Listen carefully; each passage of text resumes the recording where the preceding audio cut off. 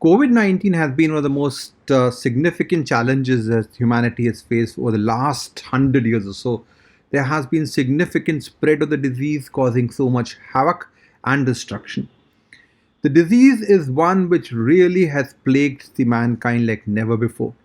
There are multiple factors, however, which can help us identify the disease in the right time using minimal resources to achieve a good outcome. Unfortunately, the panic which has been caused by this disease has resulted in over exaggerated use of drugs which may cause more harm. Therefore, there is a balance required in between not doing too much on one hand while not avoiding appropriate timely actions to avoid long term complications. COVID 19, as we all know, belongs to a group of coronaviruses which has got an external shell that contains a spike protein which directs that particular virus to different parts of the body, in the core of which is essentially RNA. So, this is in a way a very small piece of code which is covered by this protein, and these proteins directed to specific areas where it works.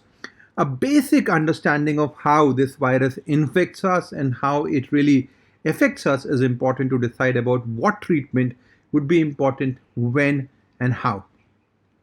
Now, the most obvious way in which a virus will have an effect on an individual will, of course, be a direct proliferation, and this happens in most viral cases anyway. So, we have got the virus numbers which increase to a particular extent till the time our immunity take care of it, and then it will have an effect of whichever is the particular site, lung being the primary site for this COVID infection. So, the primary effect of the COVID virus in the humans is essentially in terms of this viral proliferation, which causes this lung infection, which happens, and that may be responsible for defects and abnormalities in a certain proportion of population. The other important thing to remember in any infection, and particularly for COVID 19, is how immunity can change the way disease behaves and how it can have adverse effects as well.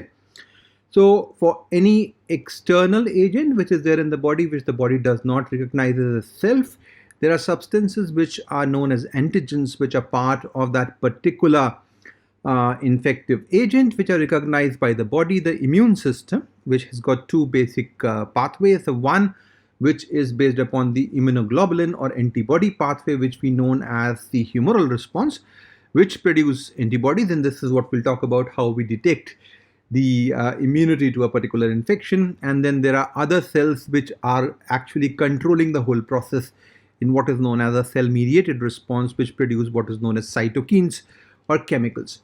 Now, these immunological responses, be it an antibody response or be it the cytokine response, are very important in that they allow suppression as far as the action against the external agent.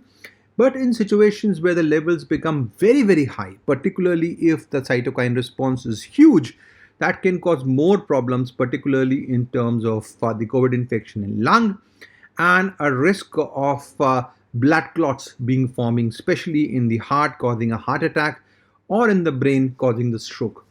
So, the problems which COVID 19 causes in a particular individual is not just the direct infection.